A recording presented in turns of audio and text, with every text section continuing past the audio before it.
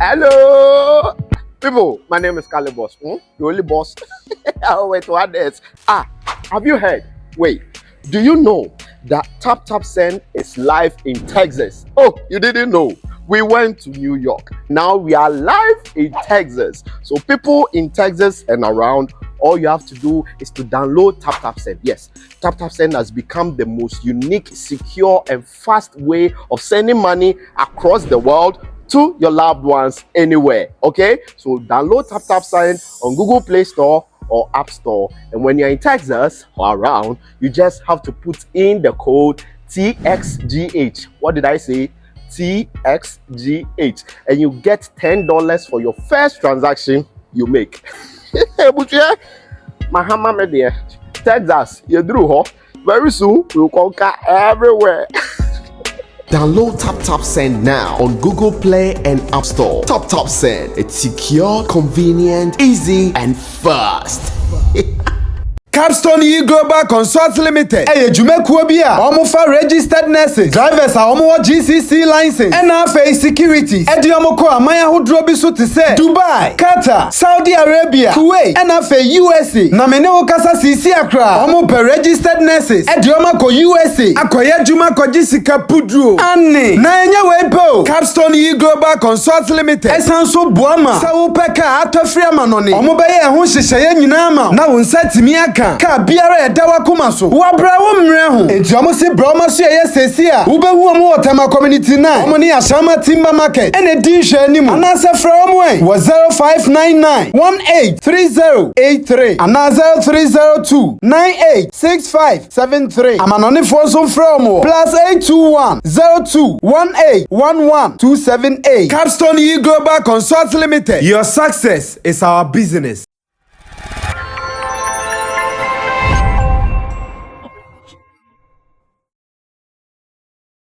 When matters of the industry pop up, usually we need industrial brains, people who have served or paved way, pioneers, people who have really paid their dues in the industry to give us certain explanations and even project into the future on how the current generation can live a better life or even impact in the next generation, which is why Sammy Flex TV is designed. In fact, this is the entertainment hub of the world. Whether you like it or not, you go all around the world and everybody is talking about Sammy Flex TV because here is where real entertainment lives. My name is Roland Amate. You are welcome. This is Sammy Flex Speaks live inside the studios of Sammy Flex TV. Let me say big ups to you for spending time with us. Let me say big ups to Currency, the digital rasta, who is on camera, and Richie Flex, the editor and director of this particular content. If you are watching us, welcome. Spare us a few minutes and we'll just give you some in-depth analysis on some top industry events, both in Ghana and beyond. But don't forget to subscribe and also share this content with other people. In the studio with me to always help me have the big conversation. In fact, when these conversations come, I always need him. And whenever I call on him, he is there to give me answers. His name is Oluwa Sammy Flex. Talking about Oluwa Sammy Flex. I don't know if I can read something one of my Nigerian brothers sent to me. Again? Yeah. He sent me an information that I want to put out and let everybody know that I'm a listener and therefore I've listened to this man. Wow. Yes. And I know why I'm sharing this. Remember over the weekend when we did the Spotify story. Yeah, the Spotify. And the fact that so many people did not understand it. You mean the Spotify Afrobeat profiling? Yes, the Spotify Afrobeat profiling, when we treated that particular topic. Okay. Some people did not get some of the things we said in that video. I read the comments. Yes, I know. So later, I think last Sunday, I had to find time to respond to some of the comments in there. I did. True. Like I did. I picked comment after comment based on time. I responded to them, and some of them, I gave them their rightful positions, corrected some of them, and of course, I did what I had to do. Sure. But interestingly, this comment or this message that came to me from Akinola Obiyemi has told me something, and I want to give him the maximum respect by listening to him. Okay. So this is what he said, and I'm going to read it. It says, Brother Sammy, good evening, and trust that you had a wonderful weekend. I watched your editorial today titled Sammy Flex fires back at some Nigerians over Spotify's Afrobeat compilation. First of all, I think it was a well-measured response. Wow. Yes, that's what he said. So first of all, I think it was a well-measured response. One thing though, I would advise that you shy away from replying to fans directly. They are fans for a reason, and many times are led by emotions rather than facts. As you may have heard from Bankuli's interview on 3 Music TV, he gave credence that Afrobeat have its roots in Ghana and Nigeria. Those in the music business from Niger share this same belief, and you will never hear them running on emotions like the fans are doing. As long as the professionals know the source of our sound, I think we are all in a good space. Okay. I can tell you for free that there is no amount of editorials that will change the minds of the everyday fans. So I would just say ignore them. Responding to them creates bad energy, which is not needed.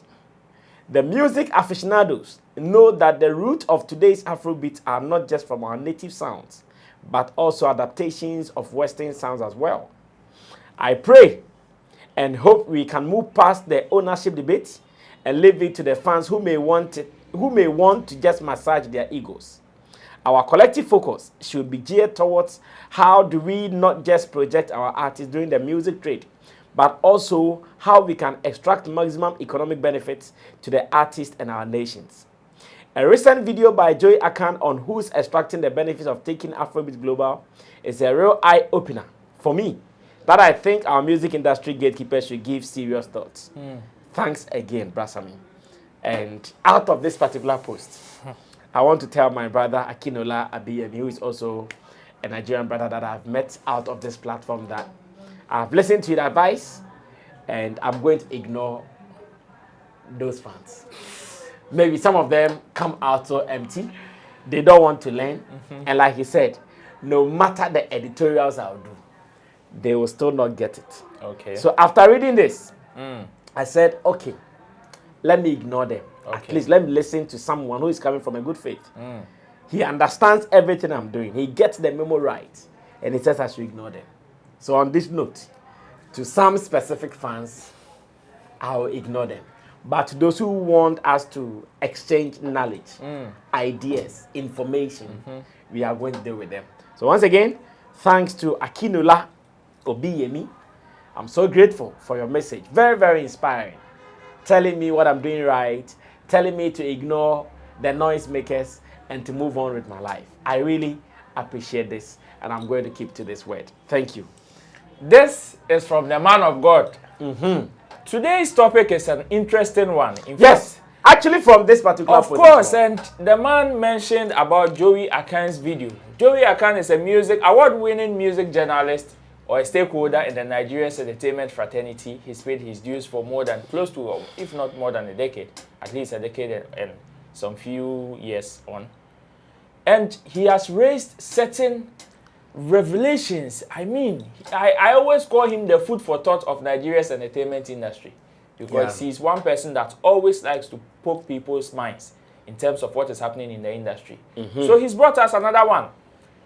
According to him, Nigeria, even though the moment everybody mentions Afrobeat, the next name that is synonymous to Afrobeat is Nigeria, he still thinks that Nigeria is benefiting close to zero when it comes to Afrobeat and its championship. I don't know what you think. I don't know what my big man thinks. But he raised certain pointers that I would want to ask my big man. Is that the case? Because when we talk about people who are raising the Afrobeat flag so high and are championing, in fact, day in, day out in our faces, in our homes and everywhere, Nigeria is one of them. But for somebody in that same industry to come and tell us that they are not benefiting, this, to me, is very alarming. So he made mention of some pointers. He says there are no talent pipeline in terms of, like in Nigeria, with regards to Afrobeat, labels exploiting artists. Because to him, all the big labels that are handling these artists who seem to be flying the flag of Afrobeat are not even based in Nigeria. Nigerian musicians release songs and they don't even release them in Nigeria. According to him, even though they have most of the big artists in the Afrobeat fraternity, their infrastructural development, even in their music industry, is still the same compared to even a decade ago. And to him, even when it comes to endorsements, these awards or validation still come from outside. So he's asking, among so many questions, that what is Nigeria really benefiting? Should they press pause or stop on the music scene or the world music market right now? What would be the benefit of Nigeria with regards to the Afrobeat conversation, aside the name being mentioned? This to me is very alarming, which is why I brought my big man here into the studio to come and give us some enough education and enough explanation. Big man, welcome once again. Yeah, thank you. Are we going to watch his video? Sure.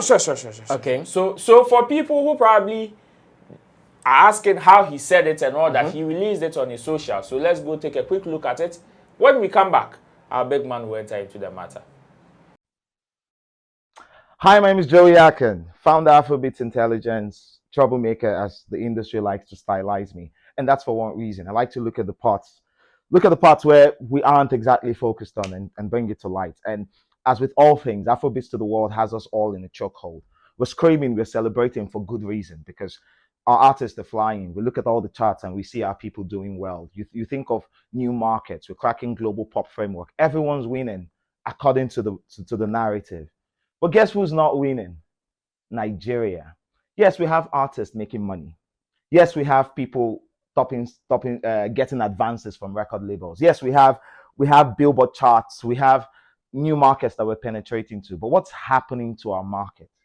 How is Nigeria benefiting from Afrobeats to the world?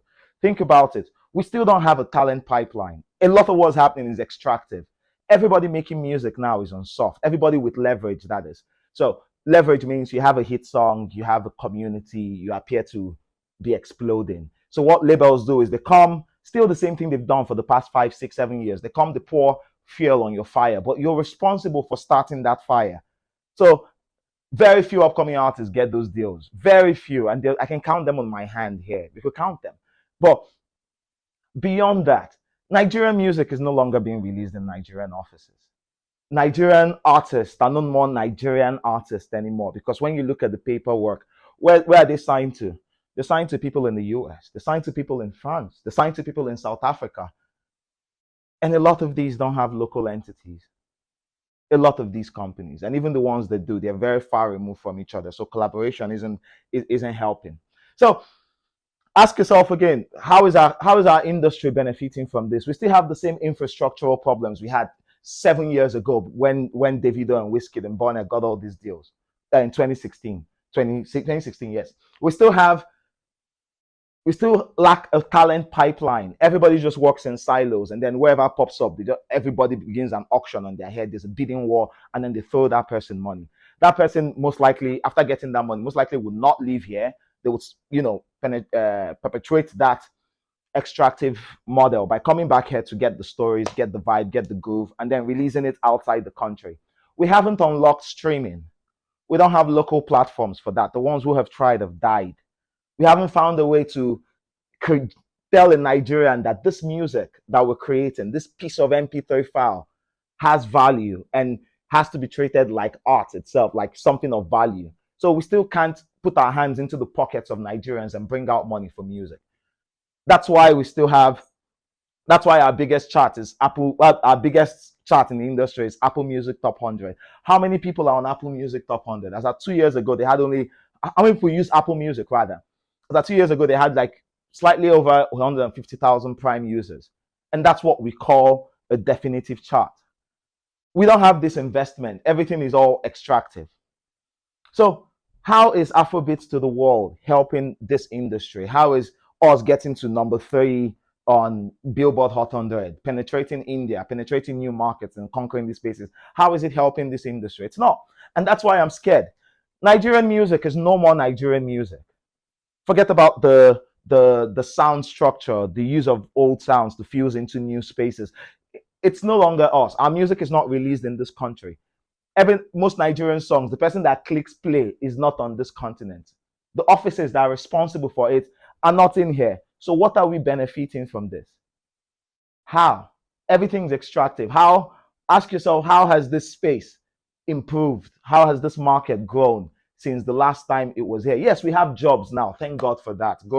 Long ago, we didn't have jobs. So now we have people doing A&Rs. We have label execs now properly with jobs and pensions and all of that. But what's happening to us beyond that?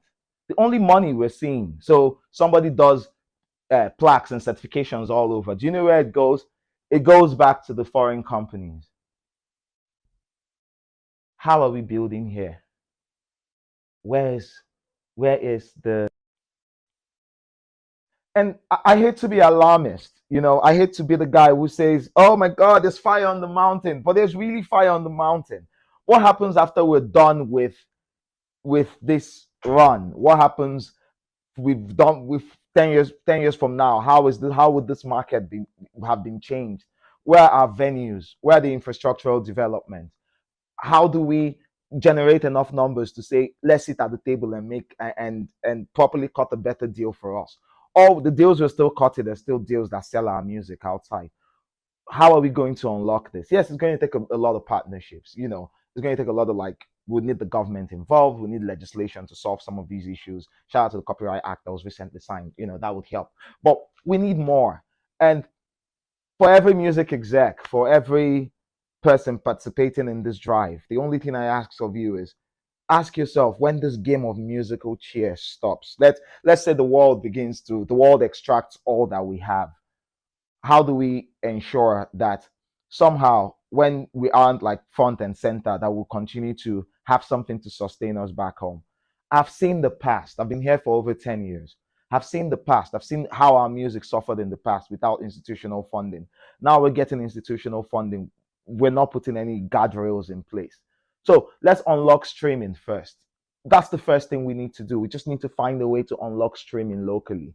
And once we get that, every other thing would flow. We need to convince people that this market, money can be made in this market apart from shows. We need our venues. We need our touring circuits. And this will take a lot of work. It will take a lot of investment.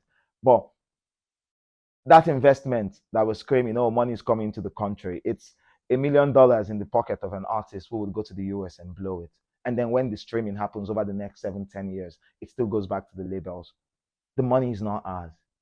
The money isn't helping the industry. So Afrobeats to the world, yes. I love it. I love what's happening. I love that we're growing. But I'm still alarmed. Because switch off the button now. Click this button, this entire thing. Just click stop now. If they click stop, if all these contracts expire or somehow they just stop giving us these contracts when the world has moved on and we're not in growth phase anymore, we're going to carry our legs back home. And what do we have? The same dysfunction we've had before we started, where artists could not find funding, where nobody was pouring money into the industry, where we couldn't generate money or generate value locally except from shows. Our music was not being sold. It was being distributed for free, and artists were making money as celebrities, appearance fees, performance fees, but not for selling the art itself. That's what keeps me up at night. And I hope it does for a lot of you too. My name is Joey Akin, Afrobeats Intelligence. I love you. Welcome back. So that is from Joey Akan. I know you too. He's also had you thinking, or he's had you in your minds. But let's listen to what the big man has to say about this. Joey Akan, Afrobeat Intel, it's not doing bad with what he does.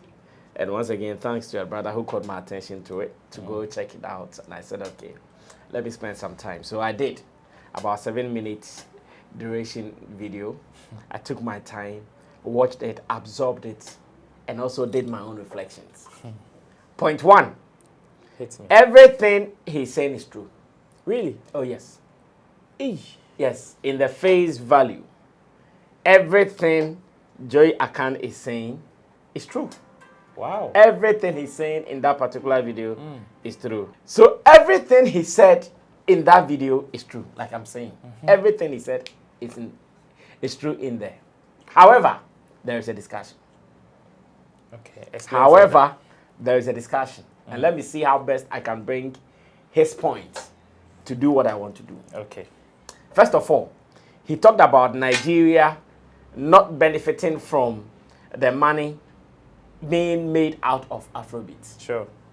And I want to believe that Nigeria is benefiting, but not where he expects the money to go to.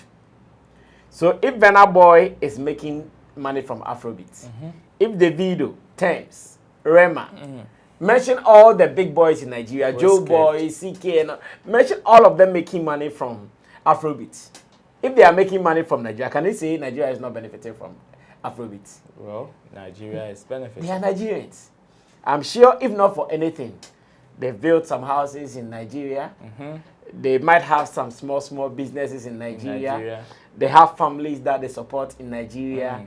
And they still spend money in Nigeria. They might not be living in Nigeria food, be sending some monies back home to Nigeria. So still, Nigeria is benefiting. But unfortunately, when Nigeria is not getting the returns, as in the music industry, are the places where the money is going to.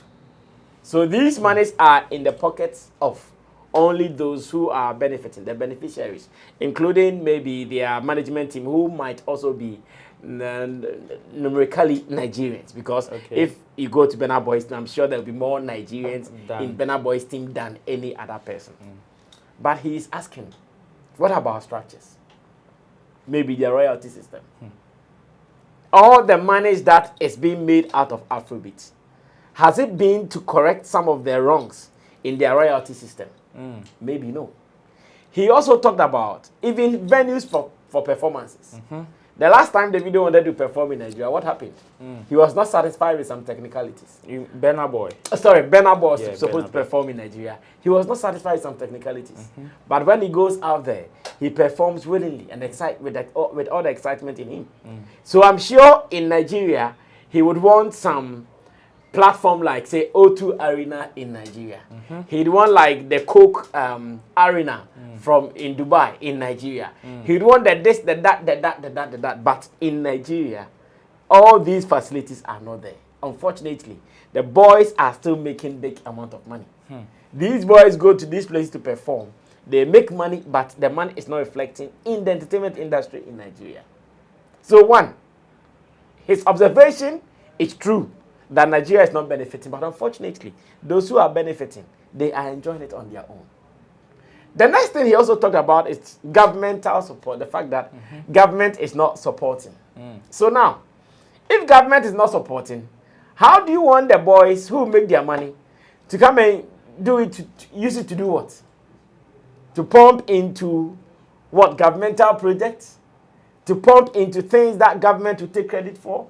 I'm sure it is part of the reason why, at the moment, Nigeria has special advisor to the president on creative arts and entertainment economy. I'm sure it is part of it. As it stands now, Nigeria has appointed a lady. I think he's a barrister. She is going to be the special advisor to the president on creative arts and entertainment economy. Yes, so these guys will make the money. But the money is not coming to government for government to use it to do the things you want to do. That's why maybe their music union might not be functional like it is here in Ghana.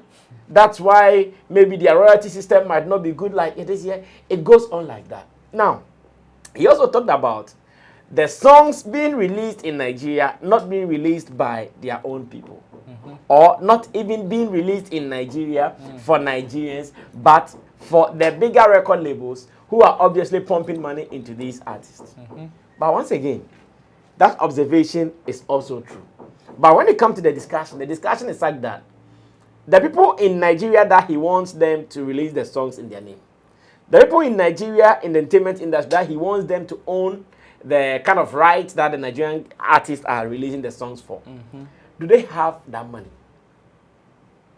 The financial steroids. Do they have the money? Because he mentioned it, that the major labels abroad, they are pumping heavy money into the artist business. He mentioned it, and that's a fact.